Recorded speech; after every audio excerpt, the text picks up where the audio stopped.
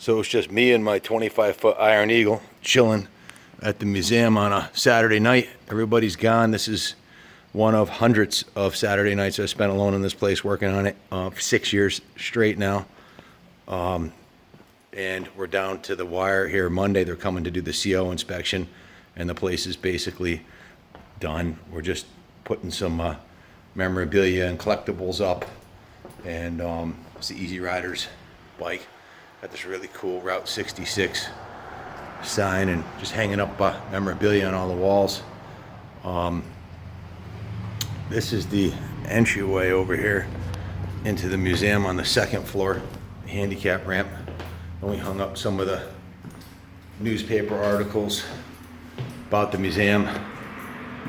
This one was a progress on the motorcycle museum, slowed but not stopped. It was a couple years back when we ran out of money, like the second or third time. This is one about fundraisers we had done.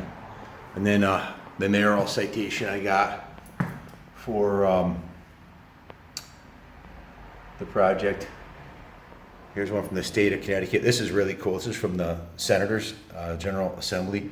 And it says, for taking on the enormous effort of restoring a 200-year-old historic mill and making it a world-class destination and hotspot for motorcycle enthusiasts. Additionally, for energizing a renewed interest in Rockville by founding and leading the Rockville Volunteer Service Group.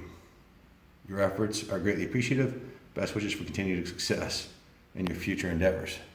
So that was in 2016. And I got one from the Vernon Republican Town Committee for an extraordinary effort renovating the Hockenham Mill into the New England Motorcycle Museum and creating the Rockville Volunteer Services Group. That one from the Talon County Chamber of Commerce. The middle school for the 50th anniversary celebration when they did the murals in front of the place. Chamber of Commerce Corporate Citizen Award. Also going from the Chief of Police. This is one of my personal favorites because Chief Kenny at first wasn't convinced that a motorcycle museum was a good thing in Rockville, but he eventually saw we're part of the solution here. And for your endeavor to help improve the Rockville section of Vernon, you have invested your time and resources to help organize the Rockville Volunteer Services Team, which is comprised of citizens, youths, town administration, and members of the police and fire department. You work to revitalize neglected properties.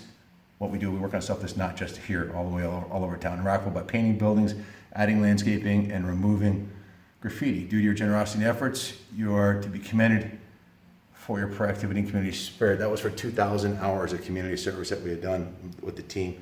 Here's one for the Town of Vernon Excellence Award from the Economic Development Citizen Award from the Chamber of Commerce. One from the Police Department, Town of Vernon. All kinds of articles. Investing, this is before I stopped cutting my hair. Investing in Rockville. Here's one for a block party.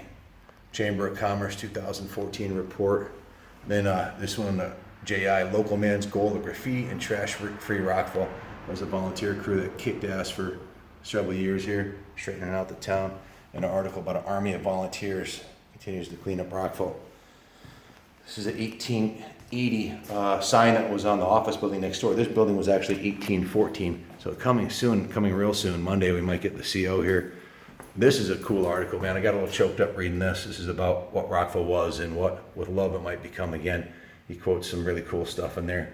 Here's my volunteer crew. We look like the crew from The Wizard of Oz, but we had a lot of fun. And here's the American Cancer Society newspaper article. Then we're also on the front page of Connecticut Magazine, rating the towns from forgotten to functional. There's the front of the museum. Go to Google Maps and Google 200 West Main Street, Rockville, Connecticut, and you'll see what the place looked like. There's a glimpse of it, but it was totally abandoned, no windows in the building, homeless people living there, total fire, shitstorm waiting to happen. This is about President Roosevelt wrote a letter to the mill owners here in 1905. His inauguration suit was made right in this building. And then we're on the front cover of Throttle Magazine, Full Throttle Magazine, article about what we're doing. And that's one about the Bigsby house, the house next door I bought and restored. So some really cool press that we've gotten. That's accolades for the project. So today we got a football field long stretch of the floor fully polyed. I think this is the 5th coat down. We're doing this section tomorrow. So we got to have this done by Monday. It's Saturday evening. That's why we're still here. But there's the first elevator in Talon County, 1904. Elevator, originally water powered.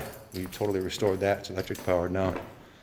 So it just keeps going.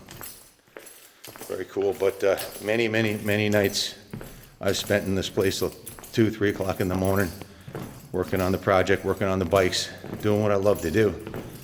It's been a labor of love, clearly. Lights just turned on. They're motion activated. So definitely cool. So stay tuned. We're gonna have a cool video for we're doing a ride out of here tomorrow morning to Thompson Motor Speedway for the Thompson Motor Speedway Vintage Motorcycle event. Kickstands up at 10 a.m. tomorrow, so God bless America.